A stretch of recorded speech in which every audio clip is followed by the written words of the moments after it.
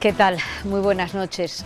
Ya nos habían avisado que iba a ser una semana muy complicada y dura y no se equivocaron. No les voy a recordar las cifras, están ahí, llevamos todo el día dando vueltas a lo mismo. Es difícil no hablar del coronavirus, intentaremos hacerlo porque lo tenemos que hacer hoy, pero con sosiego y pensando que todo, aunque nos parezca imposible, pasa. Analizaremos la actualidad en este Más que Palabras, hoy con Evaristo Ruiz, es director del Hospital de Aranda de Duero. Buenas noches, Evaristo, muchísimas gracias por estar aquí. Sé que es un momento además muy difícil, están siendo días complicados porque están trabajando en abrir un hospital de campaña en Aranda de Duero, eso es la noticia de hoy. ¿Por qué ese hospital de campaña? ¿Quién va a ir allí? Pues mira, van a ir fundamentalmente, buenas noches ante todo. Van a ir fundamentalmente un colectivo que nos preocupa enormemente, que son los mayores, nuestros mayores, que viven en residencias de ancianos. Residencias de ancianos a los que les hemos dicho hace ya 10 días o 15 días que tienen que evitar las visitas de los familiares, aunque eso supone para ellos una cosa muy importante, que tienen que protegerse para que no entren los virus dentro, que tienen que ser fortines, aislados. Pero en algunos casos el virus ha entrado. El virus ha entrado y una vez que entra hace una escabechina. Y nos da mucha pena y mucho miedo que algunos de esos residentes, gente mayor, gente a la que les debemos todo, no tengan ayuda. Porque en las residencias de ancianos hay otra cosa que ocurre, y es que gran parte del personal que trabaja allí están de baja, porque se han contagiado o porque están muy cansados o porque están de baja en general y no tienen a veces personal para atender a sus residentes. Entonces esos mayores que están contagiados, que lo están pasando mal, necesitan una atención sanitaria y a esas personas las vamos a trasladar a ese hospital de campaña para que tengan oxígeno, para que tengan medicación, para que si no salen adelante tengan una sedación que les haga más llevadero el tránsito y luego para que tengan una mano que les anime en esos momentos. Es durísimo, sí. Cuesta muchísimo hablar de la situación que están. Una no puede evitar emocionarse cuando habla de esa situación que están padeciendo esas personas. ¿Cómo es posible que se haya metido el virus en esas residencias de ancianos? Pues es que es muy difícil blindarse contra el virus. Pues habrá entrado porque posiblemente un anciano, antes de que empezara todo esto, cuando era una cosa que pasaba en China y que estaba muy lejos, pues quizá uno de esos ancianos ha ido al hospital para pues una fractura de cadera, por ejemplo, o para un problema abdominal, y se ha contagiado porque el paciente de al lado pues estaba contagiado por lo que fuese. Y no se sabía nada de todo esto. Ha vuelto a su residencia, ha desarrollado una infección y ya tenemos el virus metido. Ayer saltaba la noticia, lo denunciaba la ministra de Defensa, habían aparecido, había ido el ejército a determinadas residencias para ver el funcionamiento y en esas residencias habían encontrado en una misma habitación pacientes internos de la residencia durmiendo al lado con otra paciente que había fallecido de coronavirus. Esta mañana la consejera responsable de familia, responsable del área aquí en Castilla y León, hacía esta afirmación y negaba tajantemente que esos casos se hayan dado en Castilla y León. La escuchamos. En Castilla y León no tenemos constancia de que en ninguna residencia de ancianos convivan personas mayores con cadáveres. Que sea clara, que no cree más confusión en este sentido. ¿Cómo ha podido irse de las manos así la situación? Porque una vez que se ha detectado, de esto venimos ya hablando desde la semana pasada, una vez que se ha detectado, supongo que podría haber algún protocolo para evitar que se extendiese o sacar a esas personas que están allí metidas. ¿Cómo se les puede dejar? No digo que hayan llegado a estar durmiendo con cadáveres, pero tampoco me parecería tan raro viendo cómo está evolucionando la enfermedad. Alguien se muere de una noche para otra y entre que llamas, que no llamas, que le sacan, que no le sacan, tampoco es tan extraño. Eso que dice es cierto. A mí no me consta que en Castilla y León haya pasado eso. No me consta. Pero sin llegar a esos extremos, hay pacientes mayores con patologías asociadas o con un principio de demencia que en un hospital no puedes hacer gran cosa por ellos. Pero algo hay que hacer. Algo hay que hacer, hay que ponerse medicación o hay que ponerle sedación en algunos casos. Y eso es lo que pretendemos con ese hospital de campaña.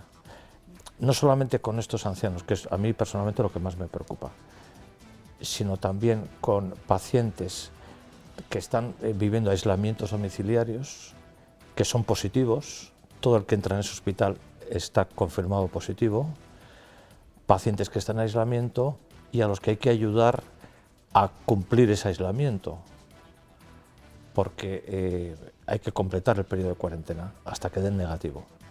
Entonces vamos a hacer como dos mitades dentro del hospital de campaña, serían 170 camas aproximadamente, una mitad para esos residentes de residencias de ancianos que te comento y la otra mitad para esos aislados que hay que asegurarse de que se vive el aislamiento.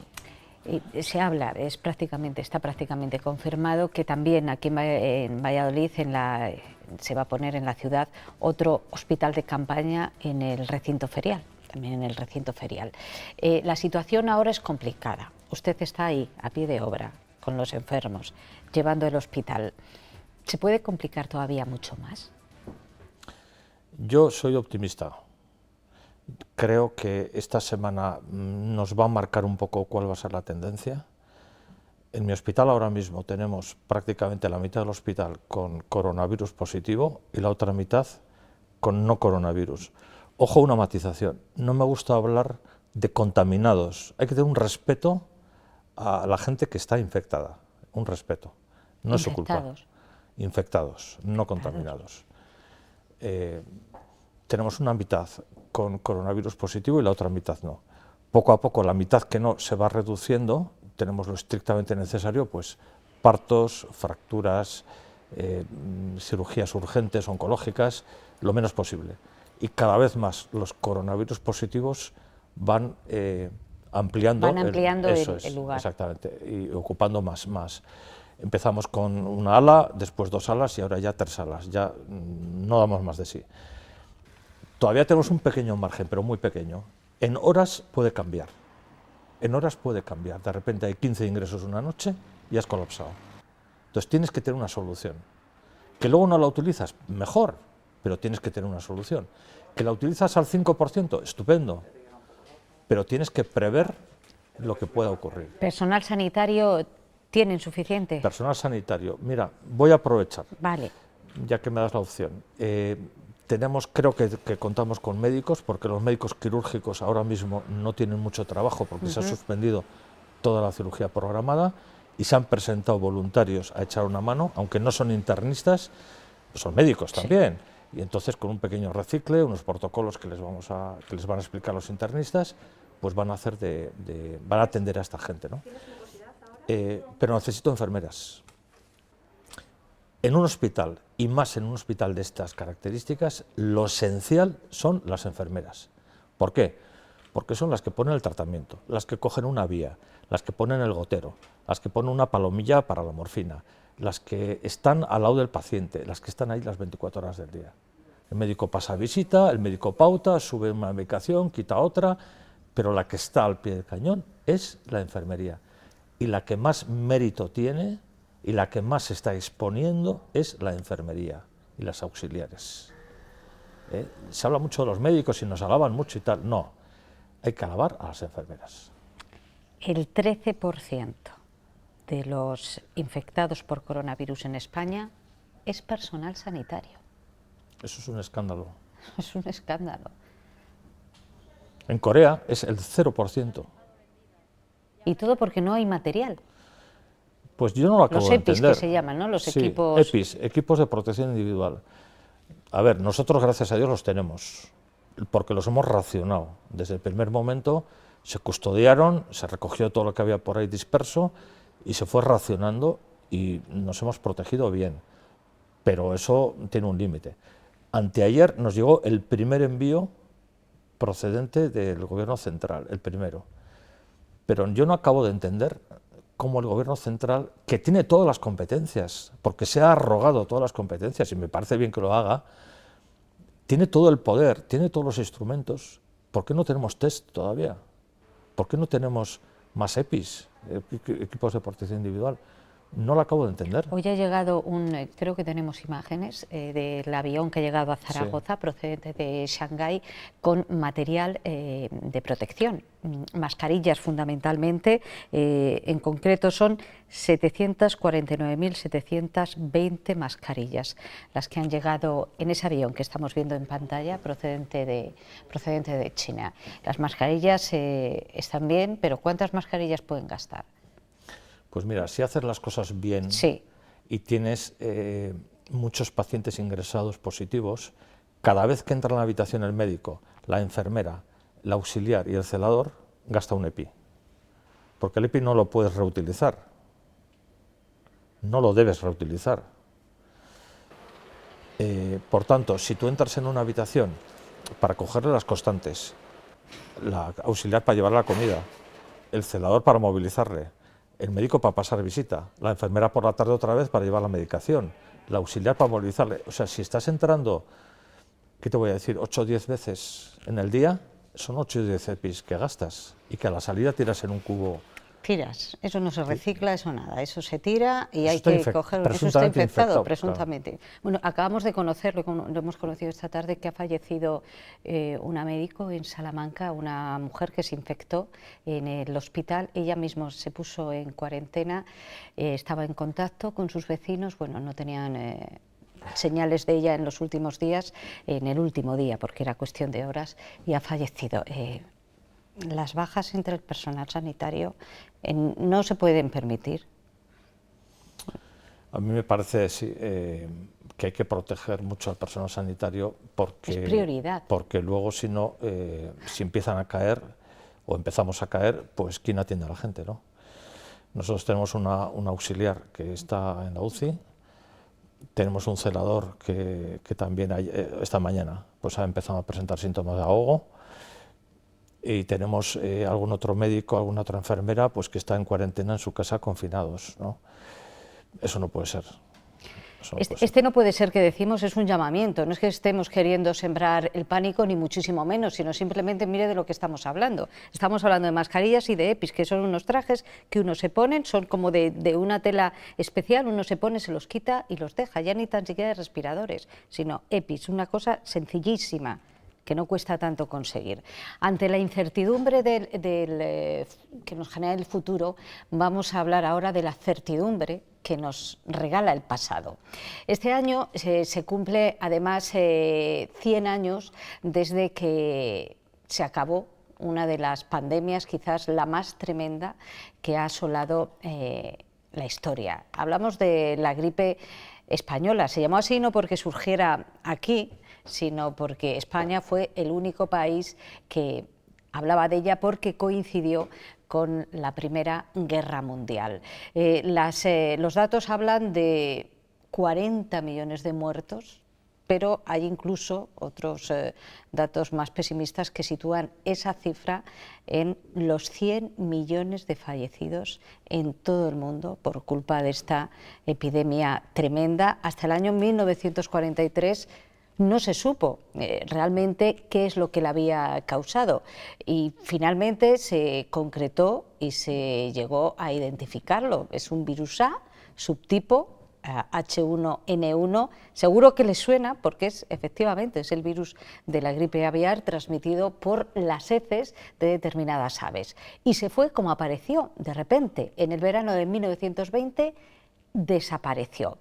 De la huella de esa gripe en la comunidad, en Castilla y León, sabe mucho el profesor, el historiador Enrique Berzal, profesor universitario, colaborador habitual del Norte de Castilla y director y presentador de lo que fue el primer programa matinal de esta casa. Enrique Berzal, buenas noches. Cuéntanos. Hola, buenas noches. Esto de las cuarentenas se remonta a muchos años en la historia. Los países se han puesto en cuarentena por otras epidemias, y además de epidemias que vienen de China casi siempre. Bueno, pues sí, ¿no? Porque en su momento fue el motivo de mayor propagación, ¿no? Pero como has dicho, las cuarentenas hunden su raíz y sobre todo su popularidad a partir de la Edad Moderna, del siglo XIII-XIV, sobre todo cuando estalla la llamada peste negra. Como bien has dicho, el origen está en Asia, en China, a través de la ruta de las sedas, siglos XIII y XIV llega hasta Europa. El origen pues era esas pulgas que llaman las ratas, que afectaban sobre todo, evidentemente, a la marinería, lo llamaban los barcos, y bueno, generó pues la peste negra del siglo XIV, fue tremenda. Hay que pensar que se calcula que provocó en torno a entre 75 y 200 millones de muertos. En Europa, aproximadamente un 30% de la población. De hecho, hubo teorías que decían que estas pestes eran enviadas por voluntad divina para o bien expurgar los pecados o para reequilibrar la población. Bueno, eran teorías no científicas. Como no científico era, por cierto, lo de la cuarentena, ¿no? Es ahí cuando surge la cuarentena en Italia. Qué casualidad, ¿no? Fíjate. Y es ahí cuando, pues haciendo unos cálculos de cuánto tiempo podía durar esta enfermedad, pues en la zona de Venecia y sobre todo en lo que es ahora Dubrovnik, se establece en ese puerto el primer mecanismo de cuarentena. Vamos a dejar ahí 40 días a los barcos a ver si se pasa la enfermedad y la infección. Y no solo eso, también la República Veneciana fue pionera a la hora de poner en marcha lo que se denominaban los lazaretos, es decir, era el aislamiento de la población infectada para que se pasara o para que se muriesen, pero para tenerles aislados del resto de la población, ¿no? Luego los lazaretos posteriormente serán como una especie de hospitales o de asilos, sí, donde evidentemente la población infectada vivirá al margen, ¿no? Y aislados para que les den bien el aire, etcétera, ¿no? Pero como bien has dicho, las epidemias están en la historia del ser humano, han sido junto a las guerras pues también muchas veces nuestra manera de buscar chivos expiatorios, ¿no? Sí. Fíjate, pues en la Edad Moderna ¿a quién se echaba la culpa de las pestes? Pues a veces a los judíos, y se iba por los judíos, a veces a los herejes, a veces a los protestantes, ¿no? Teorías de las conspiraciones ha habido siempre. Enrique, yo quiero hablar, porque además te he leído, has hecho varios reportajes en el norte de Castilla sobre la gripe española, así se denominaba. Esa la tenemos casi a la vuelta de la esquina.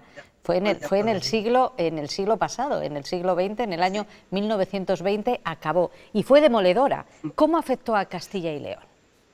Sí, fue brutal, ¿no? También hay que tener en cuenta que era otra España, era otra región. Hay que tener en cuenta que la población de España en ese momento era en torno a los 20 millones de habitantes aproximadamente. Se llamó gripe española porque aunque no se creó y no se originó en España, parece ser que se originó en Estados Unidos, pero como España no estaba combatiendo en la Primera Guerra Mundial había empezado en el año 1914, entonces España no estaba sometido a un régimen de censura tan estricto como los países contendientes, pues España informaba más o menos libremente sobre lo que estaba ocurriendo e informó sobre los primeros casos de gripe con mortalidad que fueron en Madrid en la primavera de 1918. Hubo 3-4 oleadas, ¿no?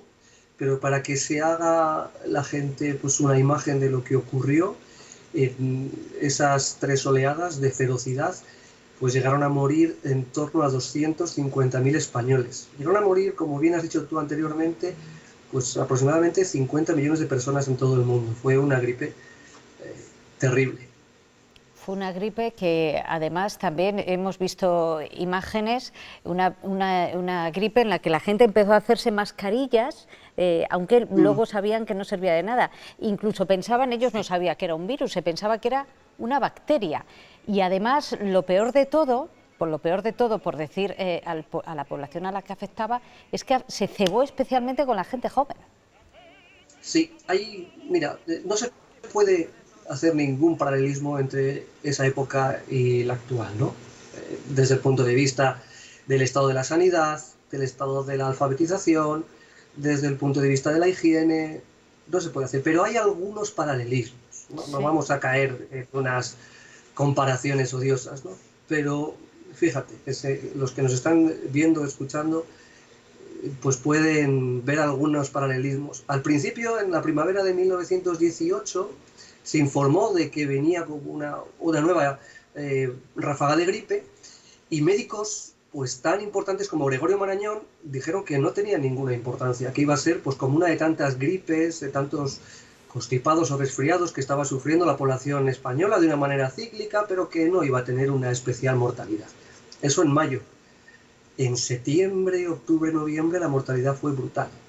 Se contagiaron el presidente del gobierno, en esos momentos era el astorgano Manuel García Prieto, y se contagió el rey. Y se contagió el rey Alfonso XIII también, ¿eh? Se contagió también el rey. Más paralelismo, por ejemplo, rápidamente lo que se hizo cuando ya se vio estos picos de mortalidad tan brutales, sobre todo en el mes de octubre de 1918, pues rápidamente las juntas provinciales de sanidad, por ejemplo aquí en Castilla y León, dieron instrucciones para que no se celebrasen actos multitudinarios. Hubo algunos alcaldes de algunas provincias de Castilla y León que se quejaron porque eran las fiestas de la ciudad y no querían interrumpir las fiestas de la ciudad, por ejemplo, ¿no?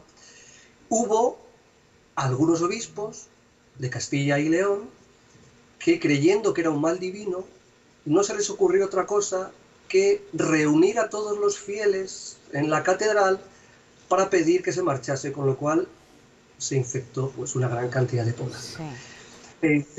Bueno, lo que se hizo fue aislar a la población, intentar mejorar las medidas de higiene lo máximo posible. Hubo fallos, por ejemplo, pues no se dieron cuenta que los cuarteles eran unos centros donde había una infección brutal y no se tomaron precauciones, y además se dejó que los soldados volviesen a casa, con lo cual infectaban también a su familia y demás. Y sobre todo lo más conmovedor, y que los historiadores lo hemos analizado desde un punto de vista de la historia local, es cómo se sufrió la epidemia de gripe en algunos pueblos. Como bien has dicho, morían, por ejemplo, en una casa de 5 o 6 hijos, morían 5, los 5.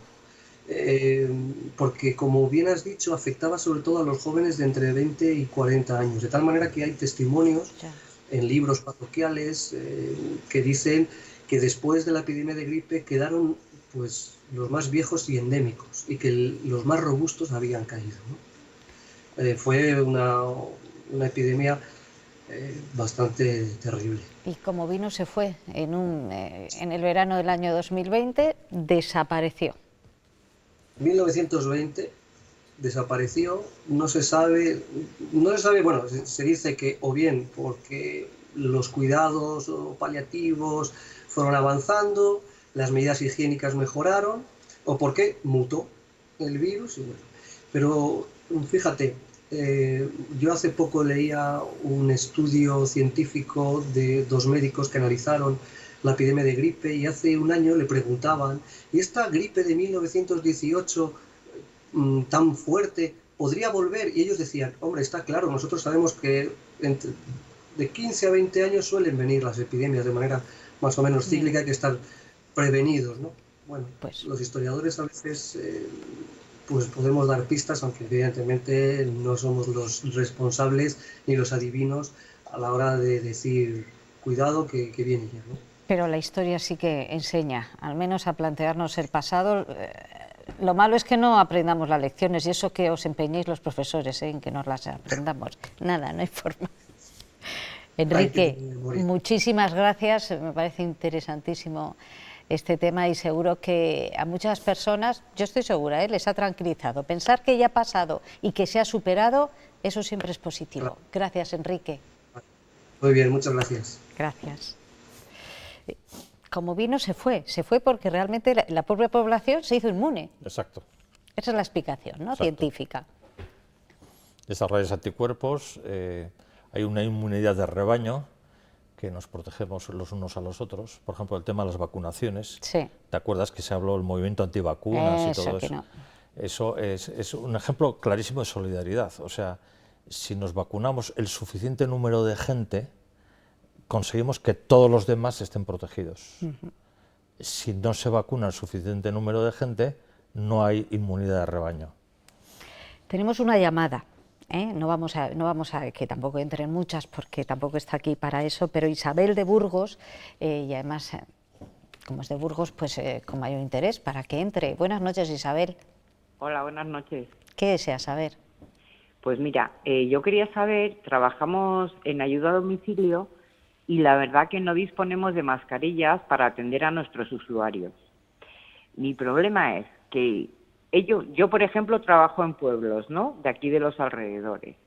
Están un poco protegidos, pero yo tengo miedo de que si voy a hacer una compra o lo que sea y me puedo contagiar, al no tener mascarillas se lo puedo trasladar a ellos, que son personas de riesgo. Creas que no con ellos, creas una relación porque tratas con ellos habitualmente y la verdad que tengo miedo en cuanto a eso. Muchas gracias, Isabel. Ahora le contesta el médico. Gracias. Gracias. Tiene toda la razón. Insisten una y otra vez, esta es una pregunta recurrente. Cada vez que hemos abierto el teléfono llega la misma queja de las mujeres, del personal que se dedica a ayuda a domicilio. Mira, yo le diría una cosa muy concreta y es, nosotros en nuestra zona, la zona de la Ribera, que es la zona del sur de la provincia, tenemos un grupo de WhatsApp donde estamos comunicados: Ayuntamiento, residencias de ancianos, hospital, atención primaria, 112, un poquito los que estamos en el tema sanitario, para intentar ayudarnos entre nosotros. Concretamente, como Isabel, hay personas que atienden a domicilio a ancianos, nos pidieron EPIs y les dejamos una serie de cajas de mascarillas porque nos tenemos que ayudar entre nosotros. Si ellos contagian a los ancianos van a venir al hospital. Marcelo nos llama desde Zamora. Marcelo, buenas noches.